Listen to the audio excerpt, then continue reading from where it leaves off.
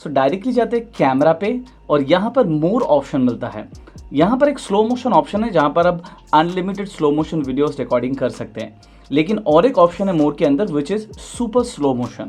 Super slow motion में आपको एक 8 सेकेंड का विंडो दिया जाता है। पहला 2 सेकेंड फास्ट है, उसके बाद 4 सेकेंड स्लो है, उसके बाद फिर से 2 सेकेंड फास्ट है। फॉर एन एग्जाम्पल ये वाला वीडियो मैंने थोड़ी देर पहले रिकॉर्ड किया है, मैंने इसको प्ले कर दिया। प्ले करने के बाद यहाँ पर जैसे आप देख पा रहे हो वीडियो कुछ इस प्रकार का है। टैप करने के बाद यहाँ पर आप टाइमलाइन देख पाएंगे, ये कितना सेकंड का वीडियो है। अगर आप चाहते हैं तो इसको एडिट भी कर सकते हैं। उसके बाद इसको सेव करना पड़ेगा।